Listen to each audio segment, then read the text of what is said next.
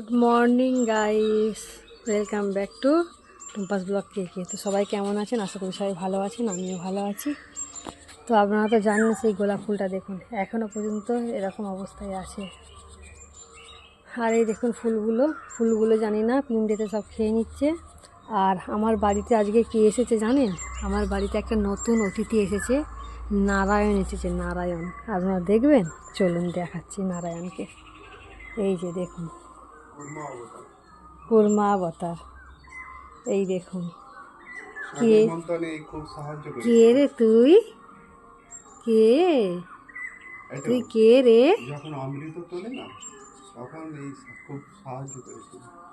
এই দেখুন বন্ধুরা, নারায়ণের আবির্ভাব হয়েছে।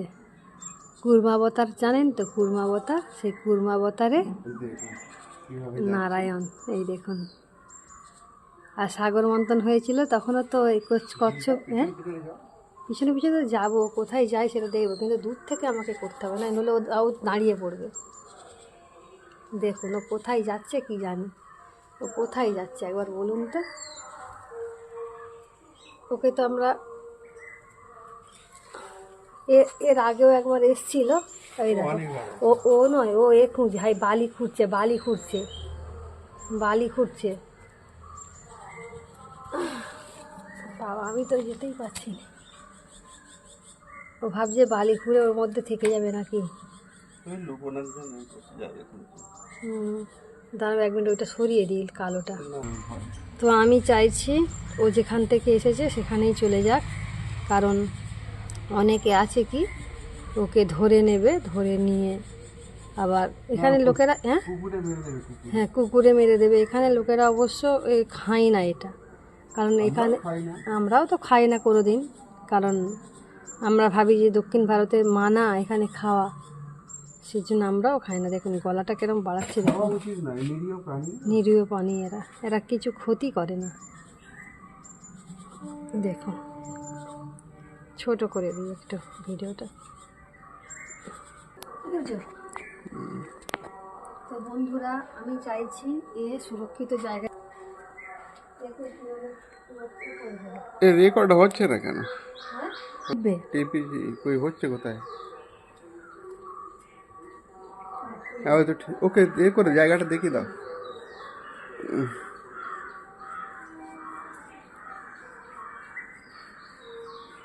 উঠিয়ে দাও। হ্যাঁ, একটু ওকে চাপুনি টিনটা একটু উঠিয়ে দাও, ঠেকে যাচ্ছে ওটো। আগে টিনটা একটু উঠিয়ে দাও। ওই লাগবে ও পারে, টিনের চাপ একটা।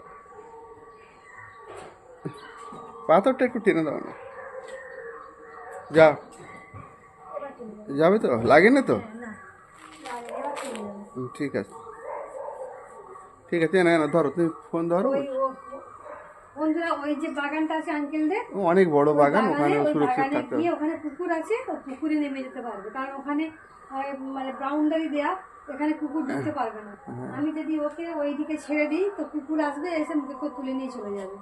তো বন্ধুরা, সবাইকে গুড মর্নিং তো বলেই নিয়েছি আগে থেকে। তো দেখি আজকে কি আপনাদের জন্য আনতে পারি, ততক্ষণ দেখতে থাকুন, সঙ্গে থাকুন। না লাগে না, বসে না, এক্ষুনি বেরিয়ে যাবে, তুমি দেখো না। তো এই দেখুন বন্ধুরা, দেখুন কত তাড়াতাড়ি যাচ্ছে, দেখুন এই দেখুন, দেখতে পাচ্ছেন? ওদের বাগানে ছেড়ে দিয়েছি, ছেড়ে দিতে খুব তাড়াতাড়ি চলে যাচ্ছে। আর এখানে এই যে জঙ্গল আছে দেখতে, মানে আঙ্কেলদের জালম রাখা আছে, তো ওর মধ্যেও ঢুকে যাবে। এই দেখুন ও পাতার মধ্যে ঢুকে গেছে, কিন্তু ও সুরক্ষিত জায়গায় খুঁজছে, যে যেখানে ও নিশ্চয়ই ডিম পারবে আমার মনে হচ্ছে। কেন বলছি, ও মাটিতে গর্ত খুলছিল। ও মাটিতে গর্ত খুলছিল, ও ওখানেই থাকবে এখন অনেকক্ষণ। ওই যে পাতার মধ্যে ঢুকে গেল, দেখতে পাচ্ছেন, ওখানেই থাকবে। হ্যাঁ, আমরাও চাইছি ও সুরক্ষিত থাকুক। চলুন বন্ধুরা, ওই দেখুন পাতাটাকে চাগিয়ে তুলছে। তো চলুন বন্ধুরা, পরবর্তী দেখি কি দেখাতে পারি আপনাদেরকে। তো গাইস, আমি যাব দুধ আনতে। দুধ নেওয়ার পরে আমি গিমে শাক তুলবো, গিমে শাক। তো গিমে শাক তুলবো, গিমে শাকটা তোলা হয়ে গেলে তারপর আমি লাউ শাক কাটতে উঠবো। তো একটা কাজ করি, প্রথমে আগে লাউ শাকটা কেটে নিই। চলুন ছাদে যাই। এই যে আপনারা সবাই জানেন আমার ছাদের সিঁড়ি। তো আমি ছাদের সিঁড়িতে উঠছি উঠছি উঠছি উঠছি উঠছি উঠছি এই যে দেখুন। তো চলুন ছাদে উঠে পড়েছি আপাতত। তো সত্যি কথা বলতে কি, লাউ গাছের এত ডগা বেরিয়েছে, লাউ গাছের এত ডগা বেরিয়েছে যে আমি কোথা থেকে কাটবো এখন চিন্তা করতে হবে। কারণ কেন বলুন তো, প্রত্যেকটা ডগাতে আবার ফের লাউ এসেছে। তো এই লাউ, এরকম লাউ যদি ডগায় আসে, সেই লাউয়ের ডগা কি খাওয়া উচিত? সেই জন্য এখন চিন্তা করছি যে লাউ শাক খাবো না খাবো না। দেখাচ্ছি আমি আপনাদেরকে ব্যাক ক্যামেরায়। আর প্রকৃতিটা দেখে নিন আরেকবার। সূর্যোদয় হয়েছে, দেখতেই পাচ্ছেন সূর্যোদয় একদম চকচক করছে। ও বাবারে, চোখ হয়ে যাচ্ছে, চোখ চাইতে পারছি না ওদিকে। হা, শান্তি শান্তি শান্তি। চলুন দেখি, ব্যাক ক্যামেরায় দেখায়। বড় করতে লাগবে না, হয়তো আপনারা বুঝতে পারবেন। এই দেখুন, এই যে ডগাগুলো নতুন এসেছে, এই প্রত্যেকটা ডগাই নয় মানে লাউ আসার সম্ভাবনা। বেশিরভাগ দেখছি ছোট ছোট সব ভাবি লাউ যে বলে, সেই লাউগুলো এসেছে। তো আমার কি উচিত হবে এই লাউগুলো মানে কাটা? এইখানে তো একটা ছোট এসেছে, জানি না কতগুলো হবে। এইখানেও একটা এসেছে, দেখতেই পাচ্ছেন। তো ভাবছি, ওর বাবা বলে গেছে লাউ শাক খাবে, তো লাউ শাক খাবে বলেছে। এখন শাকটা আমি কোথা থেকে কাটবো সেটাই চিন্তা করছি। এই দেখুন না, ভেতরে ভেতরে যে যাব, কি সুন্দর শিশির পড়েছে। এই দেখুন, এখানে একটা, ওখানে দুটো, ওইখানে একটা। আমি এখন কাটবো তো কাটবো, কোথা থেকে কাটবো? আচ্ছা ঠিক আছে, চলুন বন্ধুরা, আগে আমি একটা কাজ করি। আমি আগে দুধটা নিয়ে আসি। দুধ আনতে গিয়ে আমি গিমে শাক তুলবো। তারপর তুলে এসে তারপর নয় ডিসাইড করব যে কোথা থেকে কাটা আমার উচিত হবে, কারণ নইলে সমস্যা হয়ে যাবে।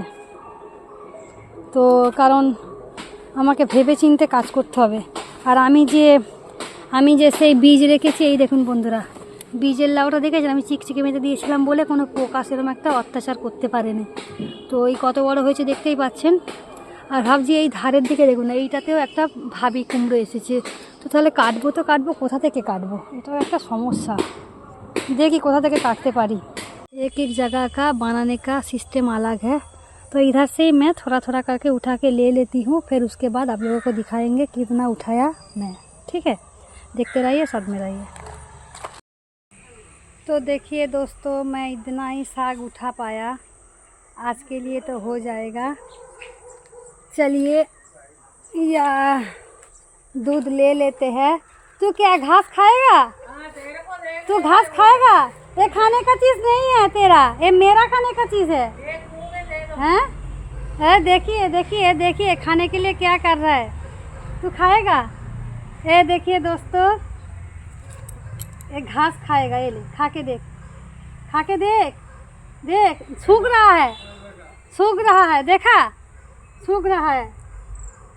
ये तेरा खाने का चीज़ नहीं है, ये मेरा खाने का चीज़ है। ठीक है, मैं खा लेती हूँ। साल भर में एक बार मिलता है, उसके बाद नहीं मिलता। अरे तू मेरा ड्रेस खाएगा क्या? हाय हाय हाय हाय, तू मेरा ड्रेस खा रहा है।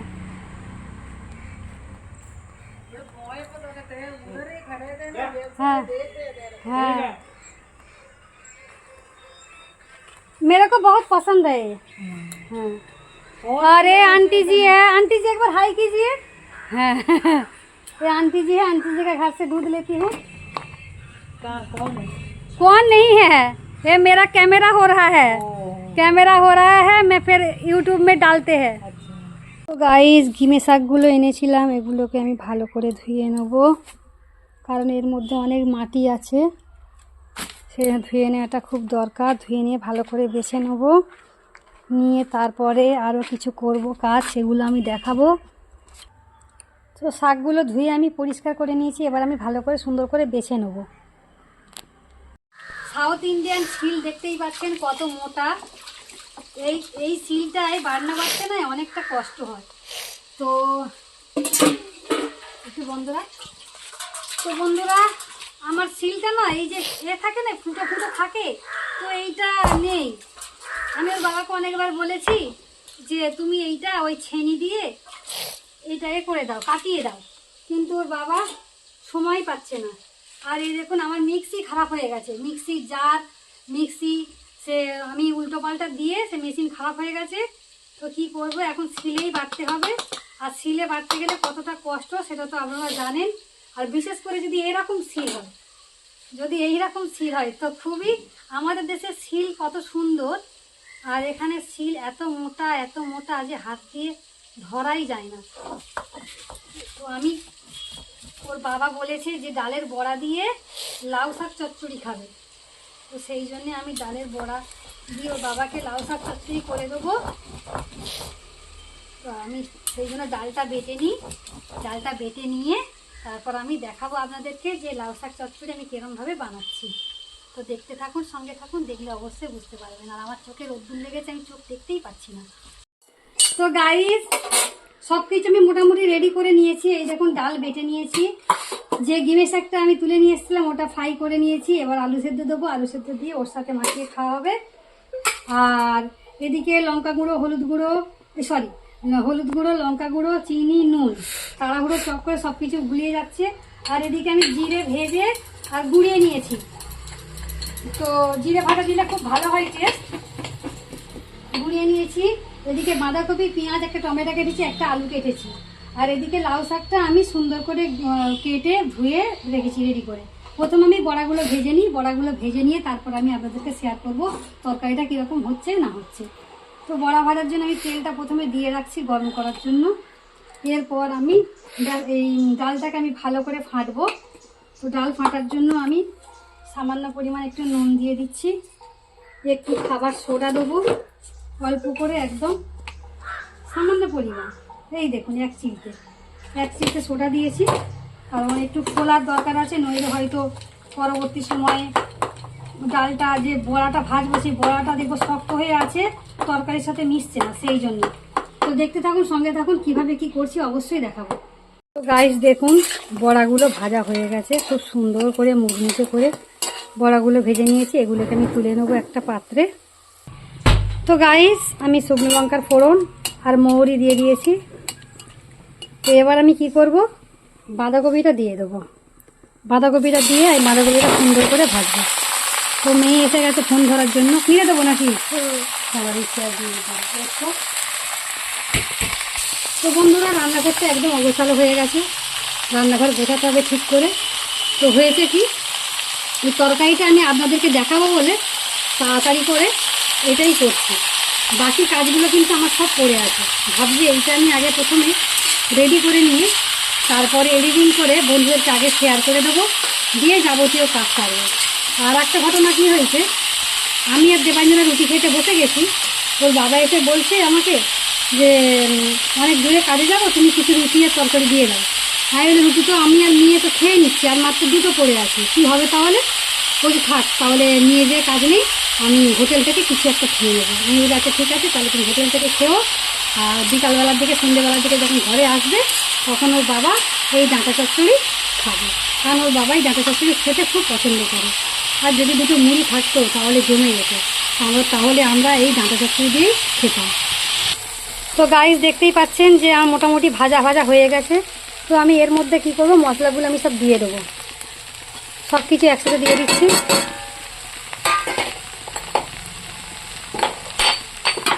জিরের গুঁড়োটাও এখন আমি দিয়ে দেবো, সম্পূর্ণ পড়ছে না, দিয়ে আমি এর মধ্যে এবারে শাকগুলো তুলে দেবো।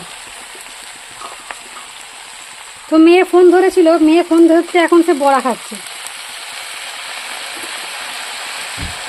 তো বড়া খাচ্ছে, এই দেখুন বসে বসে বড়া খাচ্ছে। হাই কর বন্ধুদেরকে। তো এখন বড়া খাচ্ছে, বড়া খেতে ইচ্ছা করেছে, বড়া খাচ্ছে। তো সেই জন্য ফোনটা ধরলে ভালো হতো, আমি একা একা করতে আমার খুব অসুবিধা হবে, নাড়তে সবজি নাড়াচাড়া করতে খুব অসুবিধা হবে। ওকে বলছি, ও বলছে তাহলে 1 মিনিট খেয়ে নিই, নিয়ে ধরছি। তো হয়ে গেছে, এবার ধরছেও, নে ধর দেখি।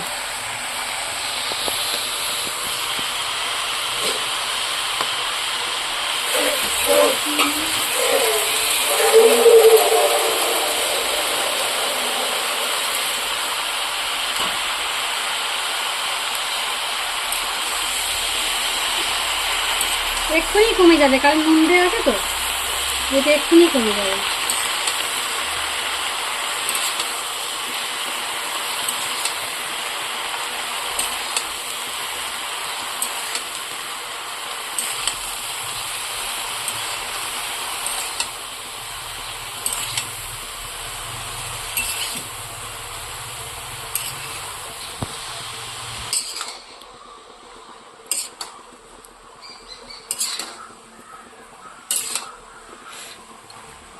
বুঝলি? তখন দেখাচ্ছিল কত, এখন কমে গেল কতটা। খাও। আর মশলাগুলো মোটামুটি সব মিশে গেছে এর মধ্যে। তো আমি আর 5 মিনিট এটাকে ভালো করে নাড়াচাড়া করব, করে এর মধ্যে পরিমাণ মতো জল দিয়ে দেবো। আর যে বড়াগুলো ভেজে রেখেছি ওইগুলো আমি তুলে দেবো। তো বন্ধুরা, আমি পরিমাণ মতো জল দিয়ে দিচ্ছি।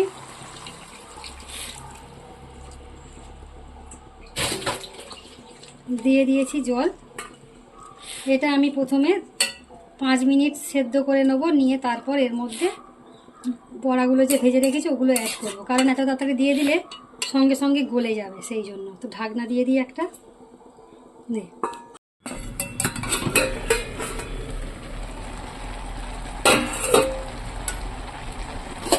তো বন্ধুরা, আমি এর মধ্যে এবার বড়াগুলো দিয়ে দেবো, তার কারণ এর পরে দিলে আর সেদ্ধ হবে না, সেই জন্য আমি এখনই দিয়ে দিলাম।